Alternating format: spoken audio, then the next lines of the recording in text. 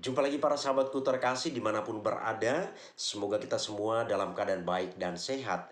Para sahabatku terkasih, sesi ini saya mengajak kita untuk melihat satu judul. Judulnya begini: hanya orang cerdas dan berakal sehat yang mau masuk Islam.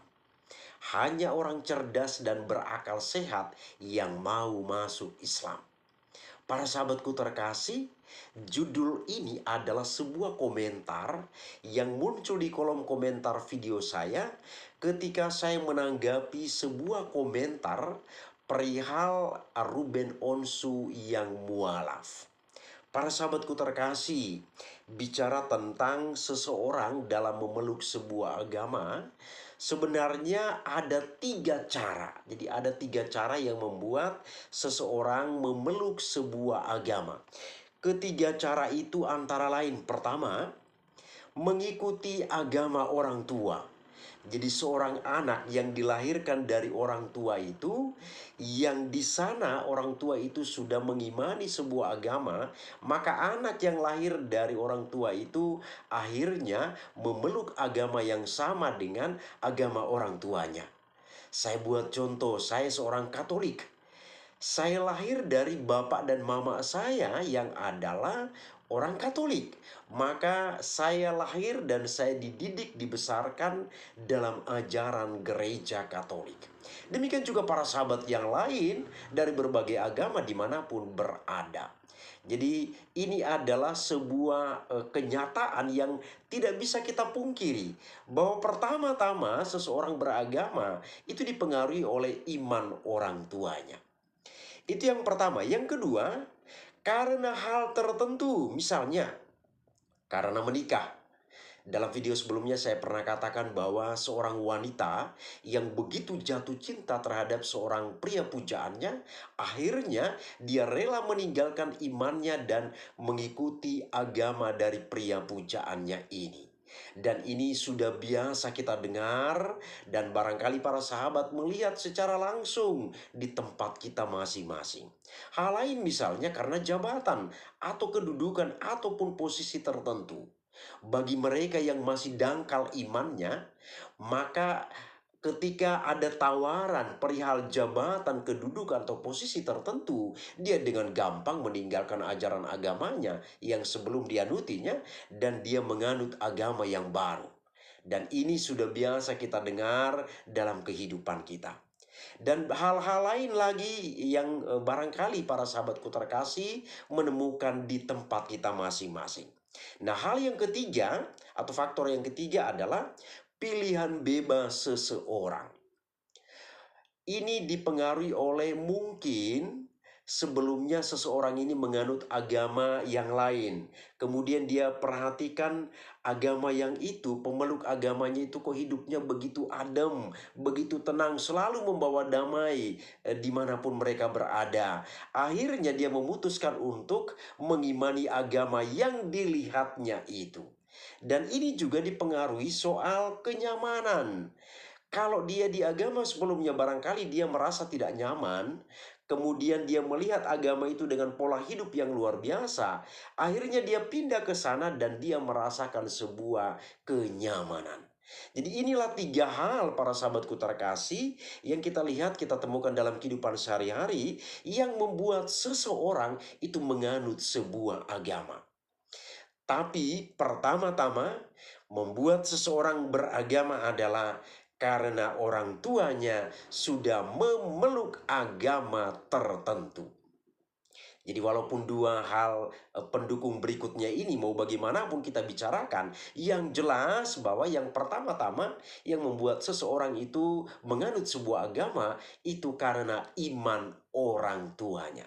Para sahabatku terkasih, kita kembali ke judul ini. Jadi judul ini saya angkat dari komentar yang muncul di kolom komentar video saya sebelumnya ketika saya menanggapi sebuah komentar perihal mualafnya Ruben Onsu. Komentar lengkapnya seperti yang ada di layar kita para sahabatku terkasih, bisa membacanya di sana, bisa melihatnya di sana. Tapi bisa saya bacakan di sini untuk kita bersama-sama. Komentar lengkapnya demikian. Hanya orang cerdas dan berakal sehat yang mau masuk Islam. Yang sudah mualaf, kalian sudah menyembah Tuhan yang benar dan udah kembali ke fitrahnya. Masya Allah. Inilah komentar lengkap yang muncul di kolom komentar video saya sebelumnya.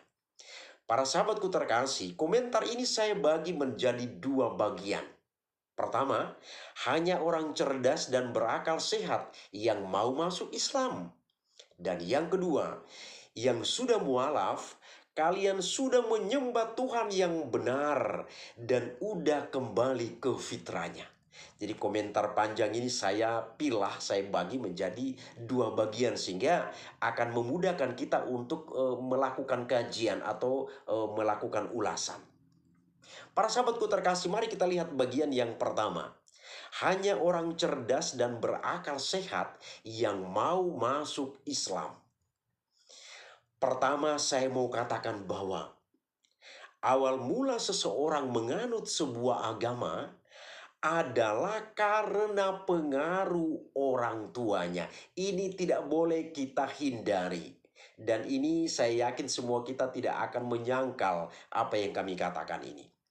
Maka pernyataan ini seolah-olah mengandung makna bahwa orang-orang yang masuk Islam itu sejak dalam kandungan ibunya dan ketika ia lahir, ia langsung memeluk agama Islam. Hal ini dipengaruhi oleh kecerdasan dan akal sehat yang dimilikinya, sehingga dia langsung memeluk agama Islam. Seolah-olah demikian. Jadi pernyataan yang mengatakan hanya orang cerdas dan berakal sehat yang mau masuk Islam, ini kira-kira mau mengatakan kepada kita seolah-olah ketika seseorang itu sedang dalam kandungan ibu dan ketika dia lahir, dia sudah menganut agama itu. Kenapa? Karena dia itu cerdas. Jadi sejak kecil dia langsung bilang bahwa saya akan masuk Islam. Entah sebelumnya orang tuanya beragama apapun. Orang-orang yang memeluk agama lain di luar agama Islam, misalnya kita lihat Katolik, Protestan, Hindu, Buddha, Konghucu, dan agama-agama lainnya di muka bumi ini, mereka-mereka itu tidak cerdas dan tidak berakal sehat. Jadi pernyataan ini mau mengatakan bahwa orang-orang di luar Islam itu seperti Katolik, Protestan, Hindu, Buddha, Konghucu, dan agama-agama lain di muka bumi ini, mereka-mereka itu adalah orang-orang yang tidak cerdas dan tidak berakal sehat. Mengapa? Ya, karena kebenaran itu hanya ada dalam agama Islam. Itu kira-kira yang bisa kita mencoba membuat kesimpulan-kesimpulan kecil. Bro, sekarang saya mengajak Anda berpikir begini. Pertama, jika seseorang itu cerdas dan berakal sehat, maka akan tampak buahnya dalam kehidupan sehari-hari. Saya ulangi.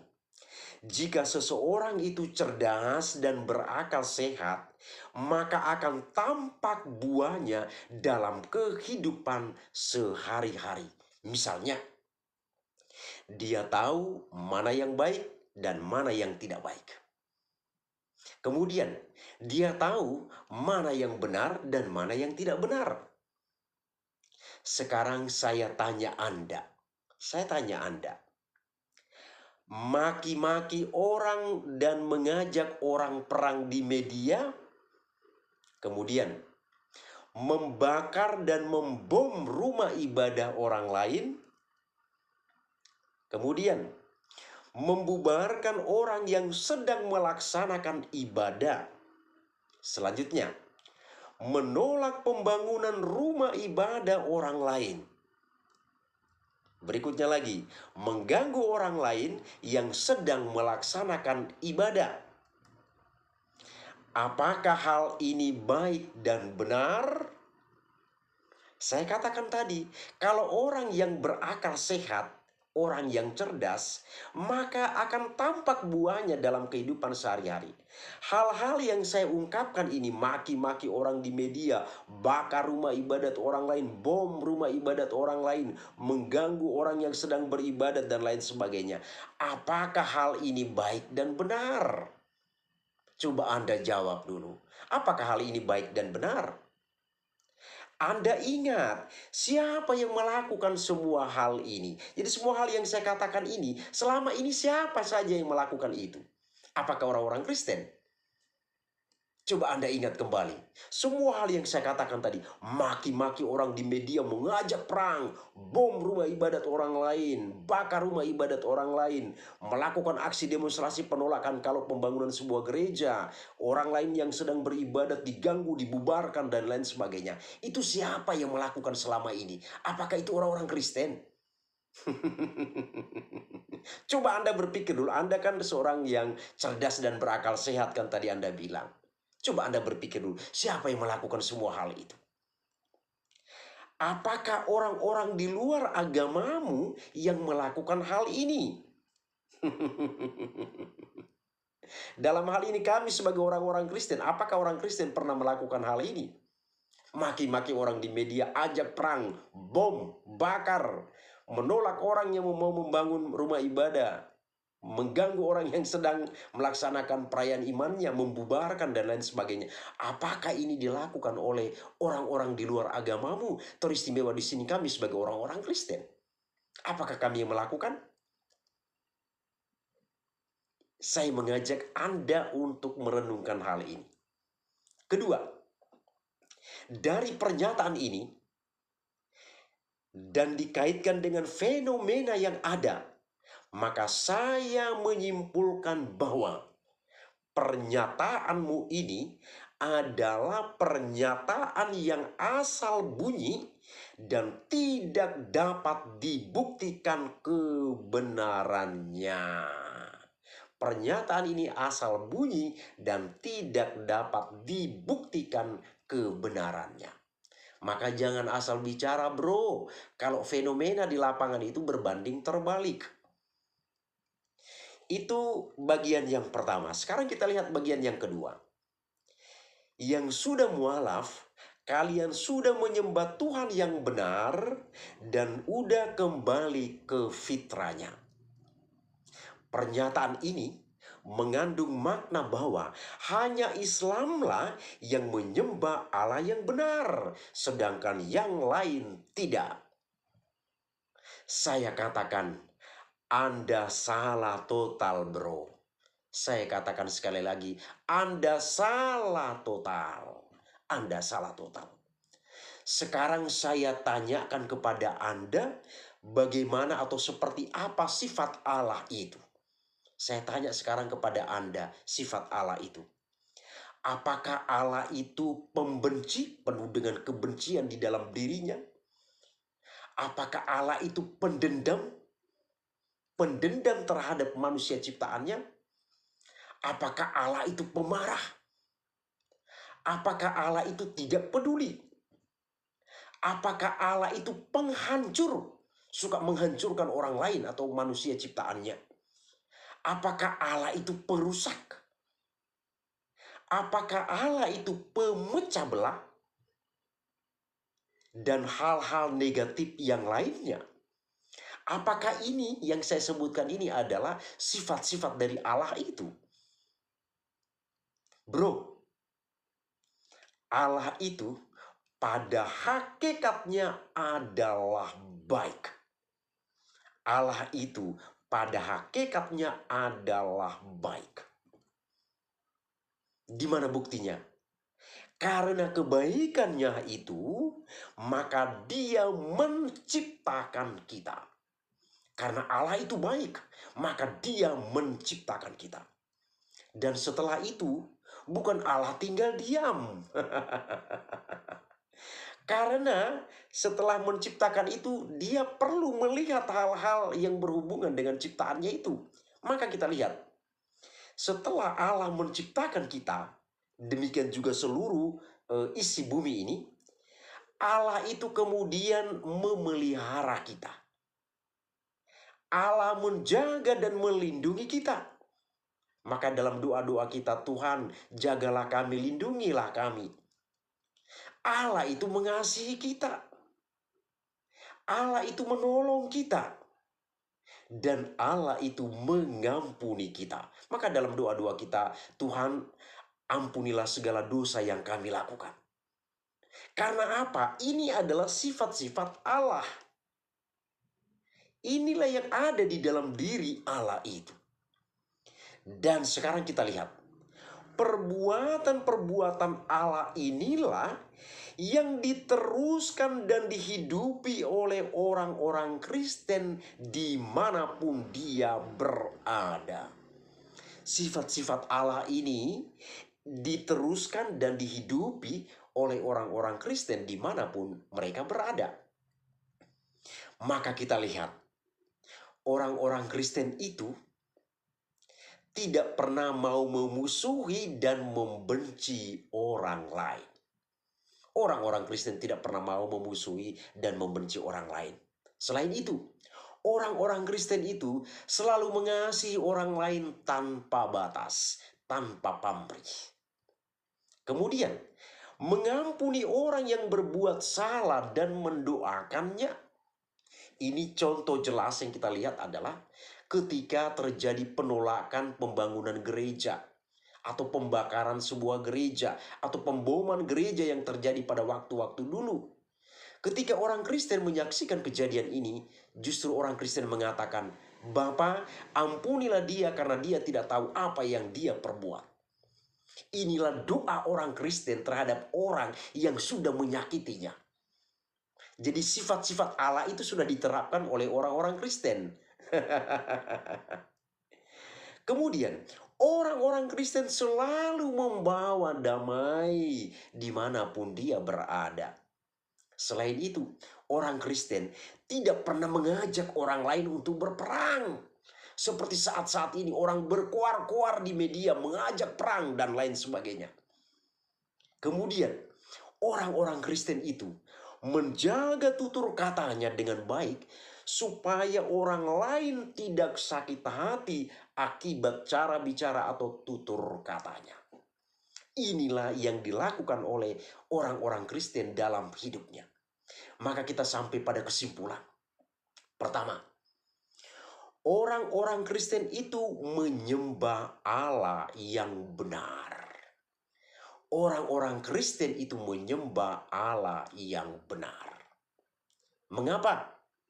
Karena sifat-sifat Allah yang benar itu sudah dipraktikkan oleh orang-orang Kristen dalam kehidupan sehari-hari. Kedua, apakah Anda sudah menyembah Allah yang benar? Jawabannya adalah hanya Anda yang tahu. Hanya Anda yang tahu apakah Anda itu sudah menyembah Allah yang benar atau tidak. Karena penerapannya berbanding terbalik dari sifat-sifat Allah yang baik itu. Demikianlah para sahabatku terkasih, tanggapan saya atas komentar ini. Semoga bermanfaat bagi kita. Terima kasih, Tuhan memberkati.